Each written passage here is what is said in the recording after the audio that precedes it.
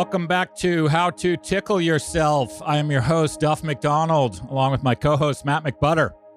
Longtime listeners will know we love musicians on this podcast. We particularly love musicians whose music we love listening to. That's why it's such a thrill to welcome guitarist Scott Metzger to the show, because he is in 4 of my favorite bands. I kid you not. In addition to being a founding member of the Grateful Dead revivalist outfit, Joe Russo's Almost Dead, Scott is part of the Telecaster rock trio Wolf, along with John Shaw and Talor Floreth, the trio Lamp, with Trey Anastasio band members Russ, Lawton, and Ray Paczkowski, and he also recently released the first solo album of his 20-plus year career, Too Close to Reason. The label, our friends at Royal Potato Family, who also released the latest from Wolf, an EP called Adult Entertainment. Check them both out on Spotify. They are excellent. Scott can play anything. Psychedelic rock, soul, country, jazz, surf rock. And he'll play with anyone. He's played with the likes of Phil Lesh, John Schofield, John Mayer, Oteil Burbridge, Warren Haynes, Shooter Jennings, Anders Osborne, Circles Around the Sun, and more. He's played at festivals like Montreux Jazz Festival, Newport Folk Festival, Lawton, Jazz Fest, and Bonnaroo. I saw Scott open for Marco Benevento at Levon's Barn in Woodstock in January, where he basically won me over by playing a ridiculously awesome version of Dylan's Stuck Inside of Mobile as part of an amazing set.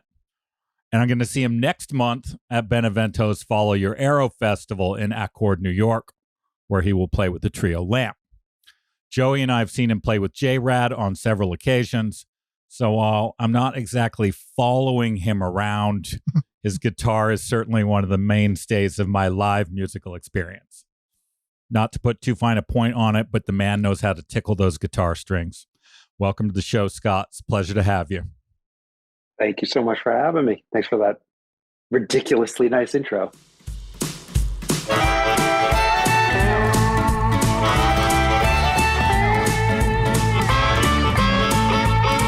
At the present moment, traveling town to town, the mystery of the motion, right here, right now.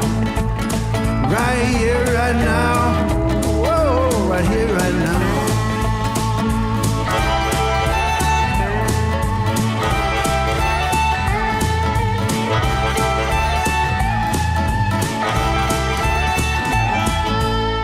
So, you know, I have seen you play in a number of venues around here, and you obviously play in a variety of bands with a variety of people. My first question is, and I've known about this for a while, but it's becoming more clear to me with each passing day. The psychedelic rock community in New York City is an absurdly tight community.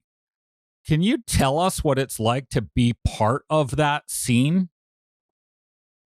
Yeah. Well, now I'm like one of the older, like an elder statesman, I guess.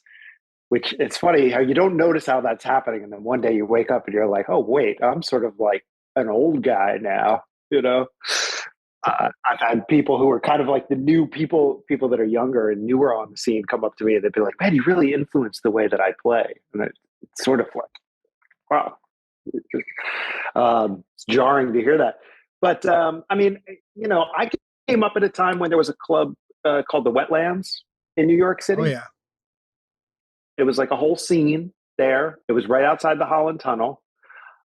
In all the clubs that I've played all over the world, I have not seen anything like what the Wetlands was like back in the day.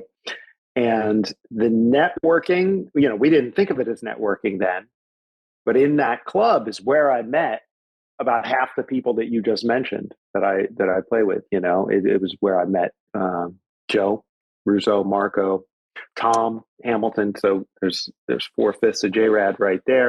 It's where I met Anders Osborne. It's where I met just a lot of people, and we were laying down a foundation without knowing it for something that was going to last, 20 plus years at this point. And we've kind of, we've seen a lot of people come and go, and we're still in it. And the other person there who we've also had on the show, obviously a crucial link, Pete Shapiro. Seems like he's providing all the venues for all of us. Oh, I mean, he set the foundation for the whole thing. In a lot of ways, I don't know what my life, there's very few people that I can say I don't know what my life would look like without, and then fill in the blank. But Shapiro definitely qualifies, and he qualifies for a lot of us. Mm-hmm. He's really like a visionary. He really is, and he makes it happen. On which note, and maybe you could just say it's a stupid question. What's your favorite venue to play at? Yeah, it's not a stupid question. That's always changing, though. It's hard for me to answer. Like, for example, we just did 3 nights at the Fillmore in New Orleans, and right now that's my favorite venue because we had the 3 really great nights there. But then we wrapped up that run at the Westville Music Bowl in Connecticut. Yeah, which went great too. That's a great venue. They're all over the place. I'm lucky I get to play all sorts of places, all sorts of great places. Red Rocks, though. I had my first Red Rocks experience in September, and had been on a bucket list for a long time. Saw War on Drugs there. Wow. From a attendee perspective, just mind blowing because of the setting and everything. Mm-hmm. From an artist perspective, also pretty awesome. Or it is awesome, but I'll say it's probably a controversial thing to say. But I'll say I feel the same way about playing Red Rocks that I do about New Year's gigs. Many times there's so much hype around the gig that it's kind of tough to just get in there and do your job because there's so much. It's always just nice once the first note happens at Red Rocks, because then it's like, okay, now we can just do our thing, because there's so much hype, there's so much buildup and anticipation. The Ryman Auditorium too, I saw on your list of venues. That's a church. Ryman was super special. Yeah. Incredible. I mean, I did the Montreux Jazz Festival, which for me as a jazz guy, like when I'm sitting around and listening to music, I'd say a lot of the time it's straight ahead jazz. And to get to play that venue, I was walking around like in a haze the whole day. I couldn't believe I was there. Cool. There's a bunch of them. Okay, so you brought up jazz there. Brings me to a question. So your solo debut, Too Close to Reason, is the most, I would say, contemplative sounding of any of the records that you've put out. And part of that obviously is that you made it during COVID. And also it's a solo record. But it's certainly a long way from J-Rad.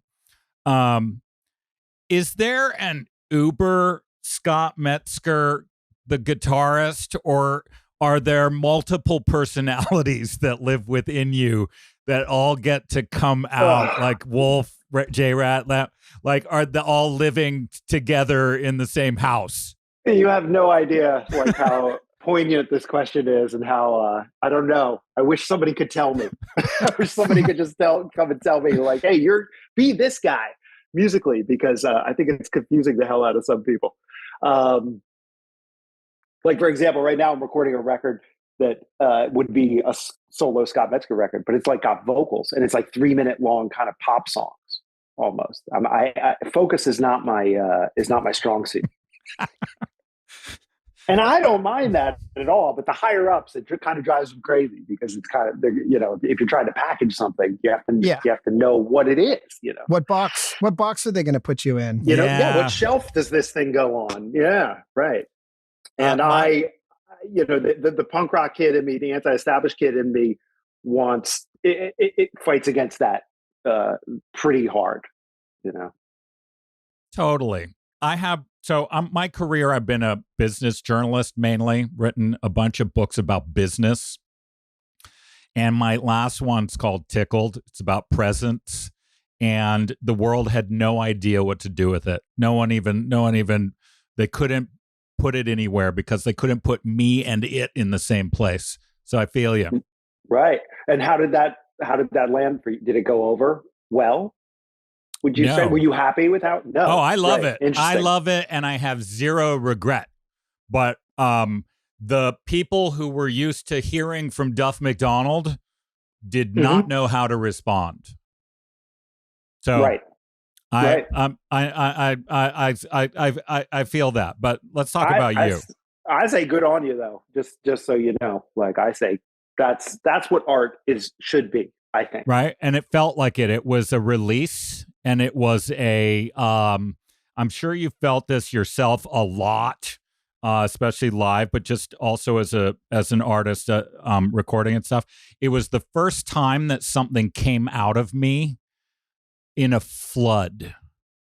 Right? Everything else was work. Yeah. Right. And it changed everything. Changed everything. And that's beautiful. I think that you have to follow that. I think that as an artist or as a creator, we've all got responsibilities that you have to listen to that, whether or not it sits neatly in a box, like what we're talking about, for them to sell. That's not the point. You know, in the big picture, that is not the point of any of this stuff. Yeah. No. Agreed. Good. All right, let me talk about Wolf, because I've been doing a Scott Metzger immersion the last week, wall to wall. I love the surf rock feel of the Wolf stuff. Today I was like, what are my favorites? I was trying to find them. Hedgehog and You Are No Longer My Friend are two that really stood out. And Matt and I were talking about this just before you got on here. Can you explain to us from a musician's perspective what it is about surf rocks that's so fucking cool? Like, I would try to explain it, but I don't even know how. Well, it's just a vibe, right? It's got a lot of different feels all built in. It's got sort of like a toughness that you feel it, and, you hear it, and you're like, oh yeah, fuck yeah, like this is tough. It feels good. But it's also melodic at the same time. And it's also, it's very visual. It's very like cinematic to me. Mm-hmm. Like I think that, Wolf started with the idea of, could we get our music to Quentin Tarantino and get we were three guys that were like, we want to be in the Quentin Tarantino soundtrack. That's right. And then we just sort of ran with it. And then people started showing up at the little bars that we were playing, because we played at a little bar here in Park Slope, Brooklyn, called Bar 4, which is no longer there. And we would just show up and not, with no songs and no plan of attack at all. We would just start playing. And we were doing it strictly. You talk about doing something strictly for yourself. That was like, we could care less if anybody listened at all, and nobody did for a while. And then all of a sudden something changed, and then there were lines out the door to get into the bar when we were playing, but we didn't change the formula at all. For a long time we had no songs. Our thing was like songs. Our philosophy was that songs are for cowards, and you just show up and play, and then eventually Kevin approached us about doing a record. And so we put some names onto some things and actually wrote a few songs. But I don't know. The surf rock thing is it's a feeling. It's a feeling. And if you hit it just right, everybody knows exactly what you're talking about. Right. The cinematic point is great too, because I often get the feeling that I'm listening to like a Western movie in the middle of them. Right. I mean, the spaghetti Western stuff, that's I watch more movies than I go to concerts probably at this point in my life. So movies and visual influence is a big part of the whole thing. So let's talk J-Rad for a sec. Our friend in Toronto, Dave Mason, has asked me to please send J-Rad to Toronto before we get to the question. What's it I'll like? second that. Yeah, Matt's in Toronto. Is that right? Okay. What is it like? And we don't need to split too many hairs here, but what's the difference? J-Rod's really successful, and you guys have a huge fan base, and it's clearly looks like you're having a great time up there, but you're playing someone else's tunes. You're sort of the Bob Weir of J-Rod. What's the difference between J-Rad and Wolf or J-Rad and Lamp for you? Is one of them more you, or are they both you? Both me, but I think that they're both different sides of me. Conceptually, J-Rad is a very, very specific headspace to get into. You're going on stage in front of Lisa. It is a lot of people. And you're going up there and you're going to play 90 minutes and you're going to do it with 6 songs. That is, especially for a guy, I did not come from the Grateful Dead scene. I did not know a whole lot about the Grateful Dead before J-Rad really became a thing. And that is very, very, very, as a musician, that's a very specific headspace to get into. You got to take your time. You can't be in a rush. You got to let things happen. You got to be open to reacting to anything that could come across the board, that whether you expected it to or not. You got to be very, very, very open.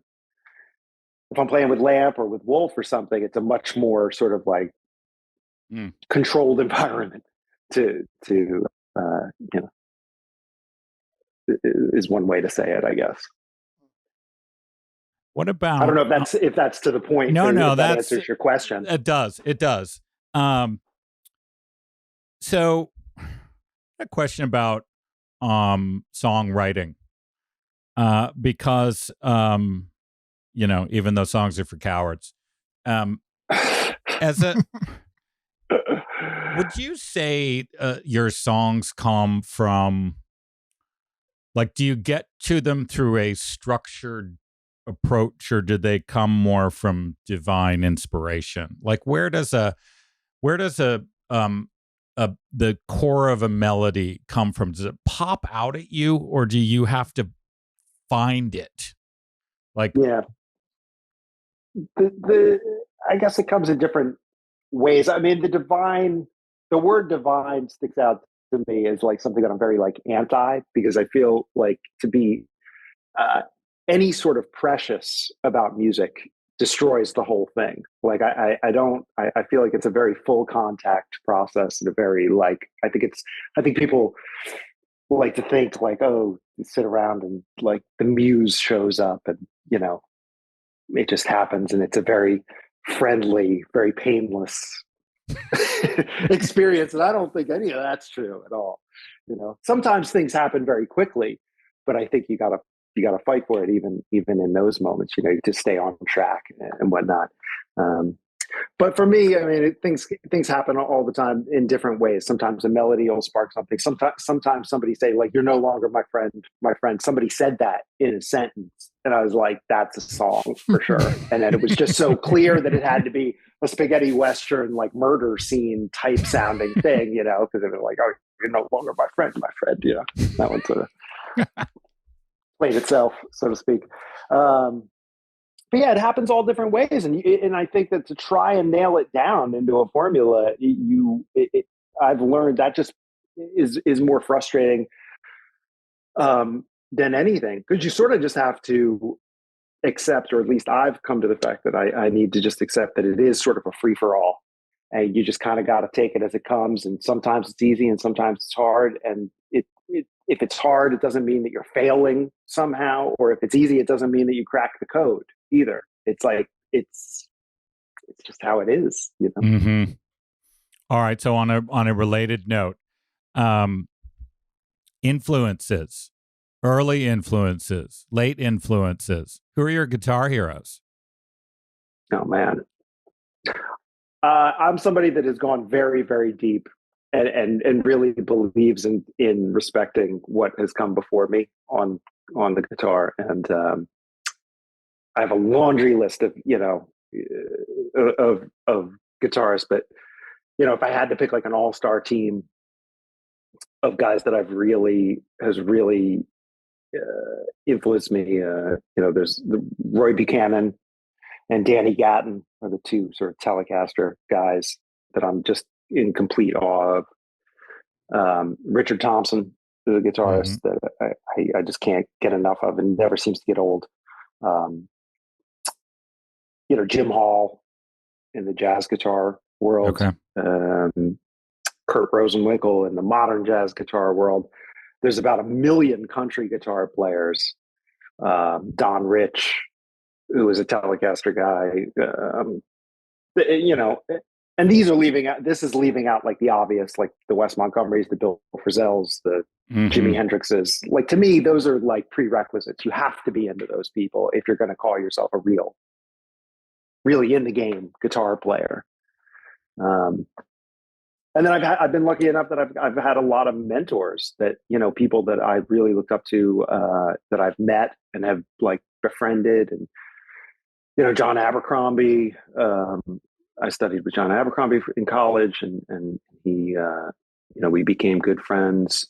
John Schofield, I've become friendly with. I can't believe I can say that, but like, you know, I email with John Schofield regularly, which is a trip. Nels Klein, you know, all these people. I'm just so humbled because I feel like that these guys are, to me, the world of guitar is like this universe that's really, really important, you know, in life. And these guys are like Mount Rushmore guys in that world, and to be able to be talked to those guys like a peer is it never ceases to like blow my mind, you know. Like the fact that I'm sitting around talking shit or making jokes with guys like Nels Klein or John Schofield. It's just like I usually have a moment where I'm just like, what the fuck, you know, just like, wow, how did this happen? This is incredible. You know who I just saw I went out, my wife and I went out last minute to see Willie Nelson's 90th birthday, Hollywood Bowl. But we saw, you know who we saw the night before, who are just fucking amazing live, is Rose City Band, Ripley Johnson's band. You know them? I know the name. I don't, yeah. Awesome. The other guy I wanted to ask you about, because I find him to be remarkably idiosyncratic, is William Tyler. You like William Tyler? I know William Tyler. I love the way that he plays guitar, and I respect the hell out of his. He's got a commitment to quiet intensity, let's say. Right. You know? How would you describe that? What is that other than quiet intensity? It's sort of stands by itself for me. Yeah, it's like I feel like that William is a guy. He shares a quality with a lot of the guys and people that I really look up to, where he's chosen some things to really focus on, and he sticks to his lane. Like he's decided what's important to him, and he's very unwavering about it. You know, and there's a lot of integrity, and it's real easy to get distracted or to think that you're into something. And then, I mean, look at me, I'm all over the place, you know, as a musician. And William has a thing where, you know, he sticks to his thing, and he could throw it around, you know, flash if he wanted to, much more than he does. And I always respect that very much, because that's not easy to do. I saw, shifting gears here in a big way. I saw recently on Twitter or Instagram or somewhere, you've been sober nearly 20 years. Nearly 20 years. It's true. Have you discovered the glories of kombucha yet? No. I had like one sip of kombucha once that freaked me out, and I've never gone back. Matt, give me a break. So I found kombucha finally as my non-alcohol drink, and now I make it. I make my own, right? Oh, nice label. And as my wife took that picture, it's on our property. But as a non-drinker, to me it's the answer, because it's it's any flavor you want. Right. So, you know, how many cranberry and sodas can you drink? What do you like when you're sitting on stage? What's in your glass? Is it like cranberry soda? What do you got? Coffee. I drink so much coffee, it's obscene. And I drink coffee. It's in a very specific way. It's called bulletproof. coffee. Oh yeah. So it's got like butter in it and MCT oil. No, that shit's delicious. I was drinking it for a while, and at some point I had a cholesterol issue, so I cut that out of it. That made me want to run to my coffee maker in the morning. Right? I know. I've never even heard of it. Sometimes it takes a while for really cool shit to bubble from Park Slope up to Toronto, it can take years sometimes. Well, it goes both ways though, because you guys have like the bands that trickle. You guys all about all the cool bands, and then they trickle down here. Yeah, I mean the lightning round version is that bulletproof is it's something that's, I believe it was like Tibetan monks. This guy went on like a spirit quest to Tibet, and he discovered that they were drinking their coffee with coconut oil and butter. And he brought it back to the States, and then he, brilliantly like marketed it. And then it became this whole fad. And I think it was real hot for a while. Might have cooled down by now, but I'm still in it. So it's MCT oil, Matt, which is like one of the low somethings. It's delicious. It will change your relationship with coffee.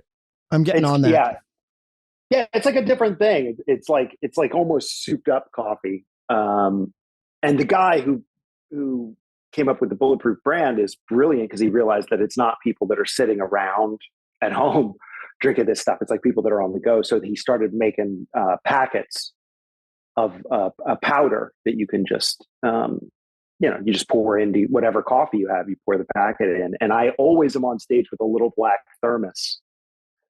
Always, if you start watching J-Rad shows, you'll see it differently. And I'm just constantly drinking that. So that's what gets me through. And I don't miss the booze at all on stage. I mean, it's been a really long time now. It took a minute to get acclimated. I actually took 2 years off of playing music. It's the only 2 years that I really didn't play music in my whole life. When I first got sober, because I wasn't sure if I could do it, because I'd spent, I started playing professionally when I was 19. I got sober when I was 28. And those years were going full tilt on the partying. And I just wasn't sure if I could even do this sober. But you clearly can do it, and at a level that you probably couldn't even have imagined before. There's no question. Yeah, there's no question.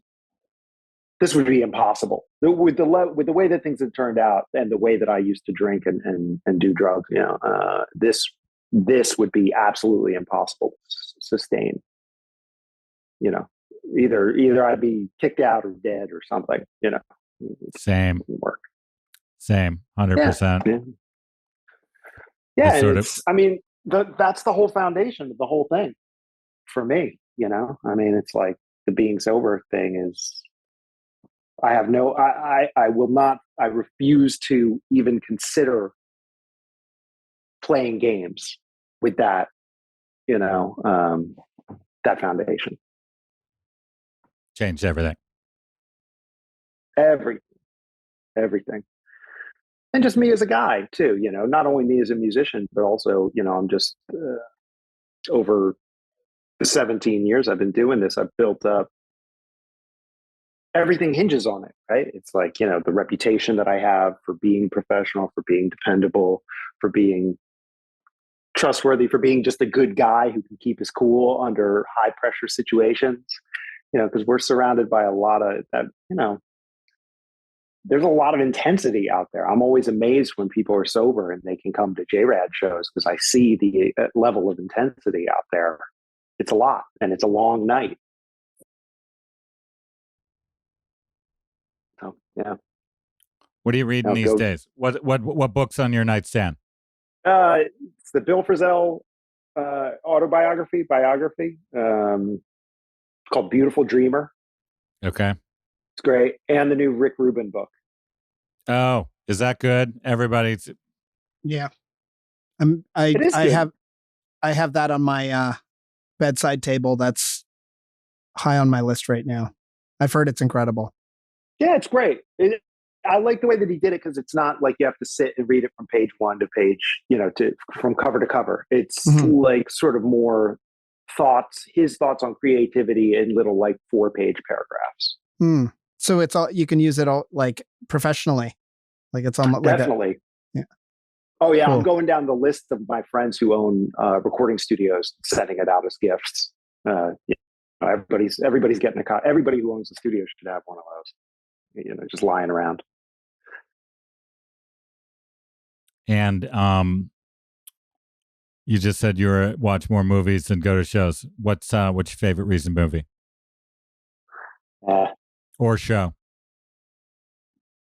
I got sucked into Succession. Succession's really good. It's got me. But what movie I can't stop watching is, I know it's not new, but Jojo Rabbit has been. No, I don't know it. Oh, man. It's a good Okay. one. It is a good one, right? You've seen it? Yeah. Taika Waititi. Yeah. Yeah. We just started watching, Patricia Arquette has a new show on Apple TV called High Desert. Once again, she has topped herself. It's amazing. It's amazing. Matt Dillon's in it too. All right. So I am psyched, Scott, because I'm going to get to see you play outdoors here in what, a month? Less than a month. I guess but take me to my last question. Outdoors, indoors. Which you like better? Indoors. No question about it. Because of the sound or Yes. the yeah. Yep, 100%. I like to feel it coming back at me, and I like to kind of be. I like it to be. I think of the word smudgy a lot. I like music to be smudgy. I don't like things to be on a grid too much. I like things to be like if you're playing a solo. I don't necessarily need everything like Steely Dan, like in a perfect place. I want things to be like kind of all over the place and a little bit ugly. And man, you're playing outside, you just get nothing. It just goes out, and that's it. And then it's just gone. But if you're inside, you can get a little bit back. Although Hollywood Bowl was very different for me. That was one of the greatest sound experiences I've ever had at a concert. Unbelievable. Sounded like you were indoors. Who'd you see there? Where was that? The Willie Nelson thing. It was like 40 people. It was amazing. Nice. All right. Well, listeners, you can check out Scott Metzger in any of his incarnations. J-Rad, Wolf, Lamp, Scott Metzger solo. Go listen to all of them. I recommend all of them. And it's been amazing to have you here, Scott. It's like I'm a huge fan, and it's so nice to talk to you and to have a real conversation. Appreciate it. Great to talk to you guys. Thank you so much. Likewise. Really cool to meet you. Cheers, dude. Back at you.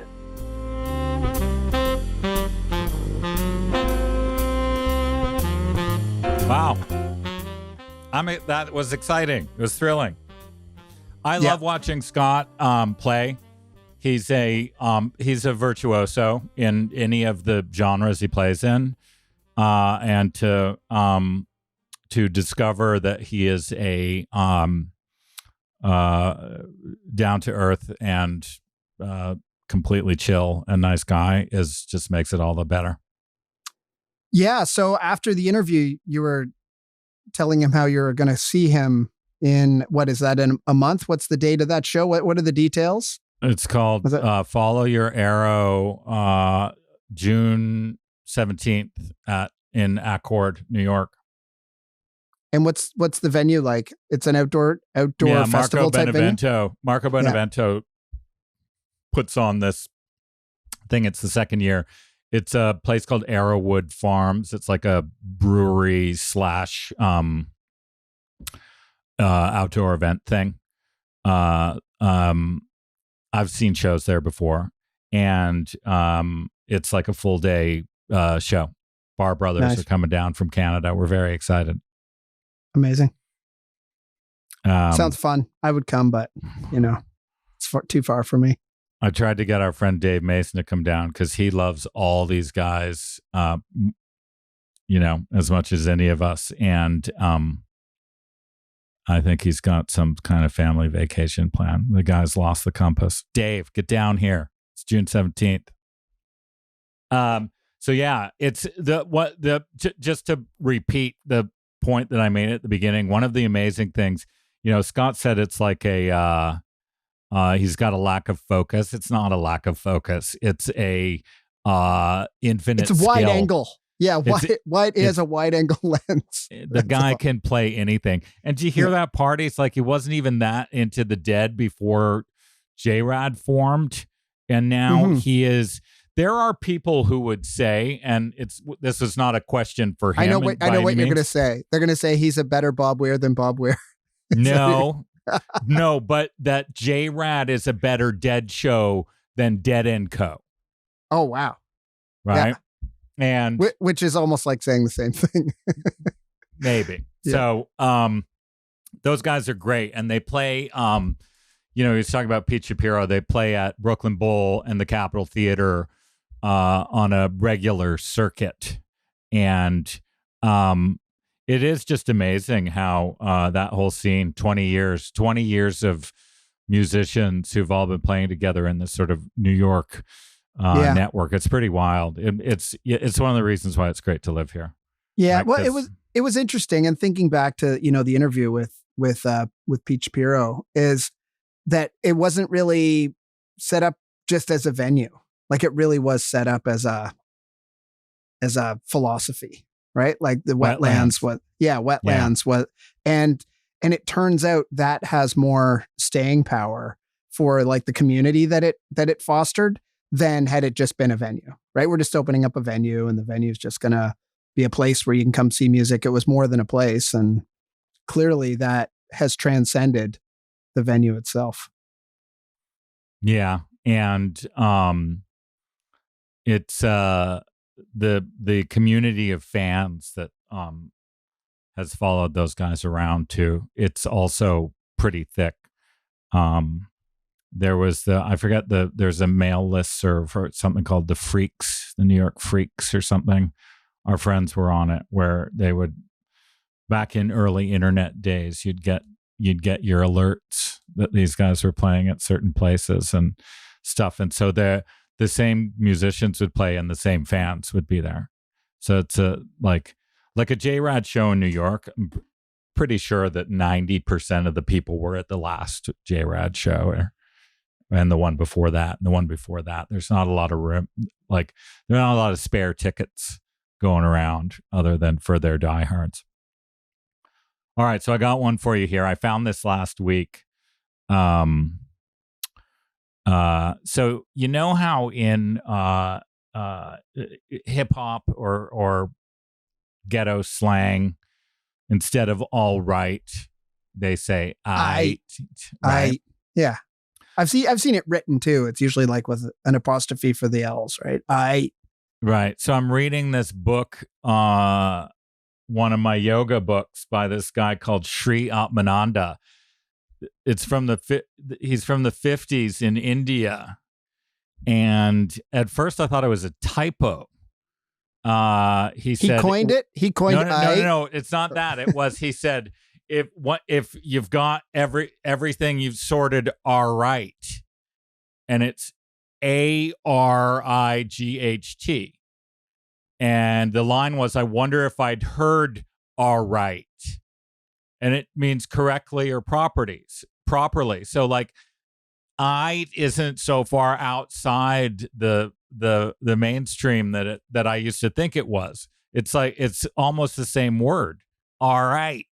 I'm going to start using all right more now that I know that it's a legit word, because, Webster's and I don't know. What's your dictionary? My dictionary, it's not like you keep a hard copy dictionary around anymore. Right? No, Robert's rules. Yeah. It's like, what was it? What did mine used to be? It was green, at a green cover. Well, there was the American Heritage, there was a Webster's, there was the Collins. Is that the one? There was Scholastic. Yeah. The Collins New Dictionary, I think, was one I had on my desk for a while. Let's see. Where listeners, just indulge us here. Main dictionary brands. What Well, were they? Merriam-Webster, New Yeah. Oxford. Okay, New Oxford. Yeah, Oxford. I ended up Yeah. using that because it seemed fairly sophisticated, shall we say. Sure, and it seems like you're just a condensed version of the OED kind of thing. It's like right, yeah. It's the- what the the intellectual common- powerhouses use. Yeah. People like me and Scott Metzger. All right, so I've got a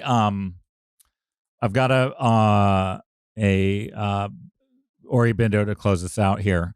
And this is just a little snippet from a poem he wrote called Who. And he's referring to the Supreme.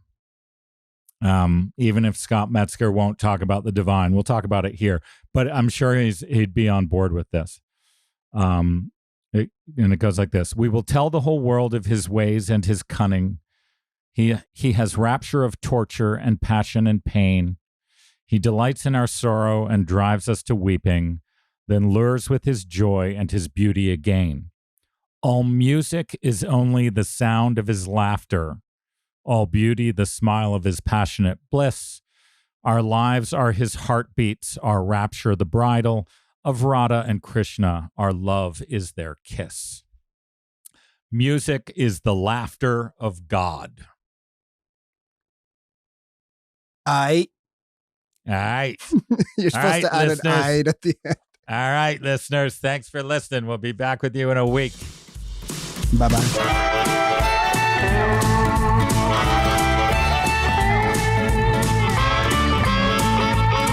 At the present moment, traveling town to town, the mystery of the motion, right here, right now, right here, right now, whoa, right here, right now.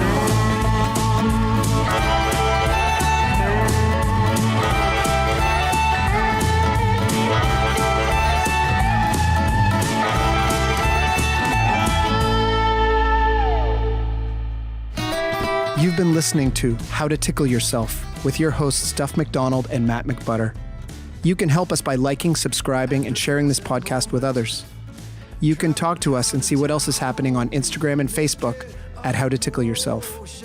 This program was recorded in Studio B of the historic Rockledge Recording Studio and the Tunnel under Arundel. Right here, right now, our original 16-part theme music was written and recorded by the legendary Paul Reddick and Kyle Ferguson of the Sidemen, with the brilliant Steve Mariner on bass and drums and in the mixing room. The podcast is produced and distributed by Storic Media. Our editor is Andrew Steiner. Our coordinator is Samantha Abramovitz. Our producers are Kristen Verbitsky and Chuck LaBella. For more information, visit storicmedia.com. That's STORIC media.com. My love, my dear, oh, everything's connected. This life, this world, it's all